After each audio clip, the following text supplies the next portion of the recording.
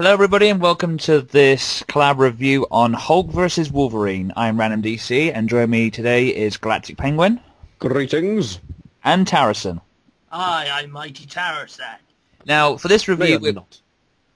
Now for this review we're only going to be talking about Hulk vs. Wolverine. I'll probably do Hulk vs. Thor on a different day. Now the basic plot of the movie is it's set before any of the X-Men stuff and it's actually a prequel to the Wolverine and the X-Men cartoon, because in one of the episodes Hulk reappears in it. Now, the plot is Wolverine has been sent in to kill the Hulk, whereas Weapon X want to use the Hulk as a weapon. And the basic plot is Hulk and Wolverine trying to escape from Weapon X while beating the shit out of each other. Huzzah. Yes. Right, so Galactic, what are your initial thoughts of the film? I really bloody enjoyed this film. I thought it was great to watch. The animation was really nice, and I was actually caught off guard by the fact that it was I think it's a 12 the DVD was. Yeah. Yeah, I was actually quite off guard because as much as I've always loved to have seen it, but I've never like really seen Wolverine or Hulk like cut loose in a cartoon before, and I really enjoyed that because like there's a lot of like blood in it and dismemberment, and Wolverine finally like attacks people, like uses his claws for something other than just like on robots or doors. One of the cool things about the movie is it's all the art was drawn by Jeff Matsuda, who people might remember from the Batman and Jackie Chan Adventures. He is a very talented artist, despite what some people think of him. Indeed. It was great because he did like DC stuff before, so it's kind of cool seeing him like doing Marvel characters. I thought you said DCE stuff. No, DC. No. Would be interesting. Saracen, you got anything to add? Oh, I love the film. It's just amazing what you could see back in the days when Wolverine was a badass in the original 90s cartoon. Yeah, I mean, some of the things today and the film, really good film. I mean, the things I liked about it was, I mean, the movie was sort of intended for mature. Try again. Marvel's my child. My child. I'm trying again. Marvel's more mature line, so they could get away with more things, like for example, decapitations or amputations, blood, slicing. So it was great to sort of see Marvel characters in animation the way they were meant to be seen. And if feels like felt like the 15 film rather than a 12 film.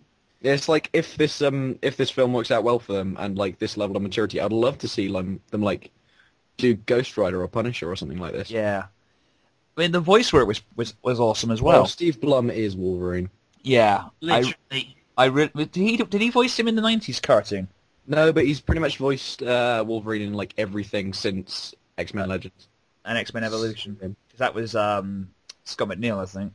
I think it was. It was also good because rather than be just like Hulk and Wolverine for 40 minutes beating the shit, you had all these other characters showing up at some point. I'm not complaining about this, but it was kind of like the movie wasn't really much about Hulk versus Wolverine for most of it. You had like a short fight between them at the beginning, then and you learn about Wolverine's backstory. That was something I'm kind of getting tired of now. I mean, X-Men 1, we got hints of Wolverine's past. X-Men 2, we got more hints of Wolverine's past. And in this movie, we're seeing his origin. I think by the time the X-Men Origins... Now he's getting his own movie. No, about it. It's a twist of the origin story. In the original, it didn't show the decapitation of at least the scientist dude losing his arm. Yeah, it's just like, by the time X-Men Origins Wolverine comes out, we already know the fucking backstory, so what's the point of the film? Well, the point of the film is obviously to fuck with Deadpool a bit. Oh, yeah. Oh, speaking of which, this is also the first Marvel animated piece, first animation at all, apart from a cameo in the 90s show. Yeah, this is the first time we get to see Deadpool moving, breathing, and talking as well. Oh, God, and by hell does he move and breathe and talk in this. Yeah, Deadpool, to be honest, Deadpool stole the show in this. Oh, hell yes. He was the main, in my mind, he was the main character. So, at least you got a few lines everyone's going to be using after this film, like, goodbye, big bang! Yeah, hey, Logan, buddy! It's me, Deadpool. I shot you. We put a lot of time into you, and pointy things. Yes. Who wants snacks? You do! And my personal... And the only thing was, with this version of Deadpool, the only thing that bothered me was there was not a lot of fourth wall breaking in this. Yeah, apart from Striker Pose. Striker Pose! Who was the voice actor again? Refresh my mind. Nolan North provided the voice of Deadpool. He's also the voice of Raphael in TMNT. And Cyclops in Wolverine and the X-Men. And is he like a voice actor in Uncharted Drake's Fortune? Yeah, he played Drake, which I was really excited when I heard that he was going to be playing Deadpool, because He's kind of like his character in Uncharted Drake's Fortune is just kind of like a very toned down version of Deadpool, where he's just like a striking adventurer guy. Yeah, it was kind of cool because there's all these little nods. I mean, we saw a chamber with X-23 written on it. Yeah. All these little fan service nods, and the references to some of the comic covers, like the I've forgotten his name. Todd McFarlane cover. They referenced one of Quesada's covers in that. Yes. Bullshit. Quesada Man. I don't know. Yes. One thing they did have a very good lineup of villains in that for the Weapon X, but like two of them were never actually in Weapon X. For those who don't know, why don't you just refresh us, man?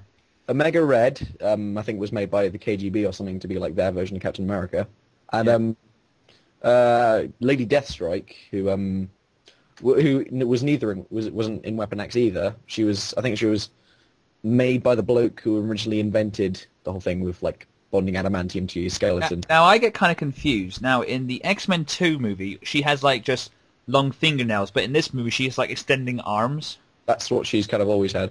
So which one's true, the movie or this one? This one kind of, apart from being in Weapon X. But in this movie, it's Deathstrike in this movie is kind of like what you will get if you really severely piss off a weeaboo. Oh yeah. She kind of reminds me a bit of Yoko Ono. I kind of got this sort of vibe where she looked like Pocahontas. I think it was just all the weird like headband stuff she had on. Oh, the Mega Red was awesome. With his tentacles. Yeah. I mean, Sabretooth was lame in this one. Like, the whole team, the Team Rocket homage was pretty nice. Yeah. I just didn't like the look of like the way they drew his face in this. He didn't seem very threatening. It just seemed kind of Sabretooth. Yeah. Even though he backslash the Doctor dude from. I mean, the voice work is some of the. I mean, for Hulk, that is the best Hulk voice. I mean, I love Lou Ferrigno and all, but this guy is just the best. And even though even though I'm really missing like the classic like Deadpool voice, like he was in Marvel Ultimate Alliance and everything else, like all the fan stuff. I really enjoyed Nolan North's voice in this. I mean, some of the lines he has are really fun. Like the one where they're running away from the Hulk, and he just goes, "Logan, I think we lost him." Right. Just for no reason. It's just. And yeah, as I said before, Steve Blum is Wolverine now. Yeah. Brilliant. Talking man, Hulk smash claw people. It was great how he came with all these nicknames, all the characters. Like Weapon X were called like Claw People. Deadpool became Talking Man, and Wolverine was Little Man. Deathstrike like Screaming Girl or something. I think Ugly Girl. Ugly Girl. Ugly Girl, Scratch Hulk. Hulk chauvinist. Rip her arms off. I'm going to go on a little tangent here, guys, but Tom Kane as the professor guy, it's just something about Tom Kane's voice. Like, no matter what kind of like voice he's doing or accent, you can always tell it's Tom Kane. It's like not on the same kind of level as like, I don't know, Phil Lamar or Tara Strong or any other like famous voice actor. It's kind of his voice just sounds like it exists on another plane of reality. Didn't he voice Mr. Fantastic in the 90s Fantastic Four cartoon? That was Cam Clarke. Oh, sounds like it. His voice, something about his voice just sounds really odd to me. Yeah. It's like, that's just my little tangent where I was going with that. Well, things I liked about the film was I liked the fact we could finally cut loose. I mean, because the problem is with these sort of stories, when you're doing like Saturday morning, you can't go there with certain things like cutting people's arms off, stabbing people, swearing, smoking. But it was kind of good that we finally get these sort of films. Yeah, but we can finally sort of see them the way they are in the comics. Yeah, especially Deadpool and Wolverine. Yeah, although I'd like to see more of. I mean, after this now, I want to see like a full Deadpool animated movie. Oh yes. So guys, anything you Deadpool the animated series would be yours. Final thoughts, guys? See this film; it's a must-watch. See this film; it is awesome. Hulk vs. Thor is kind of cool, but we'll get to that some other time. Yeah, but it doesn't hold a candle to this. I highly recommend this film to everyone. It is, if you wanted to see Hulk and Wolverine, at their best, this is the place. And if you're a Marvel fan, check this film out. Yeah. If you're not a Marvel fan, check this film out. And if you're a huge Deadpool fan, you would love this. I mean, it's like me. Yeah. Anyway, this is Random DC. This is Galactic Penguin. And this is the Mighty Terrorset. And this has been Deadpool. See y'all. And we'll see you all on the other side. Cheerio, dudes.